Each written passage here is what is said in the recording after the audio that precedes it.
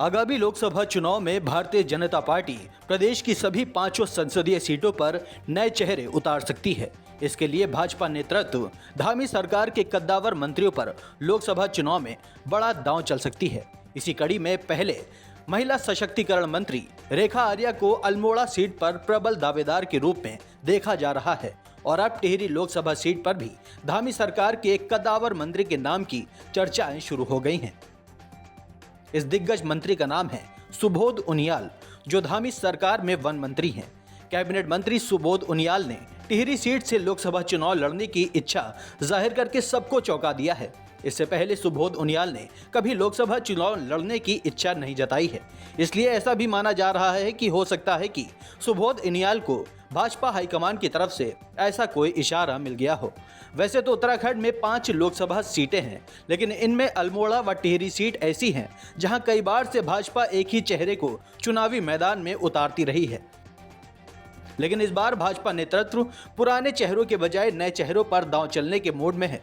इसी कड़ी में अल्मोड़ा सीट पर मौजूदा सांसद अजय टम्टा का विकल्प मंत्री रेखा आर्या के रूप में देखा जा रहा है। अब वन मंत्री सुबोध उनियाल ने भी अचानक टिहरी सीट से चुनाव लड़ने की इच्छा जाहिर करके सबको हैरान कर दिया है। उन्होंने साफ कहा है कि उनकी लोकसभा चुनाव के लिए तैयारी लगभग पूरी है। अगर पार्टी हाईकमान का निर्देश हुआ तो वो चुनाव जरूर लड़ेंगे।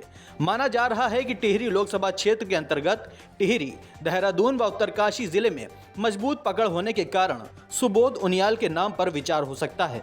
मौजूदा समय में भाजपा के पास सुबोध उनियाल से बड़ा चेहरा नजर नहीं आता है। हालांकि उनके अलावा पूर्व सीएम विजय बहुगुणा के बेटे सौरभ बहुगुणा के नाम की भी चर्चाएं थी। ऐसे में अब यह संभावना है कि भाजपा हरिद्वार, नैनीताल व पौड़ी सीट पर भी नए चेहरे उतार सकती है। भाजपा से जुड़े सूत्रों का कहना है कि पीएम नरेंद्र मोदी व भाजपा नेतृत्व बड़े व कड़े निर्णय लेने के लिए जाने जाते हैं। पार्टी चाहती है कि जनता के सामने नए चेहरे पेश किए जाए ताकि सिर्फ चुनिंदा चेहरों तक सीमित ना रहा जाए। इसके लिए धामी सरकार में जनाधार वाले मंत्रियों को लोकसभा चुनाव में उतारने पर विचार हो सकता है। इससे एंटी इनकम्बेंसी को रोकने में भी मदद मिलेगी। भाजपा नेतृत्व राज्य की सभी 5 सीटें जीतना चाहता है। आपको बता दें कि साल 2019 में भाजपा ने राज्य की सभी 5 सीटें जीती थी। कांग्रेस का प्रदर्शन काफी निराशाजनक रहा था। Bureau report, Dastak times.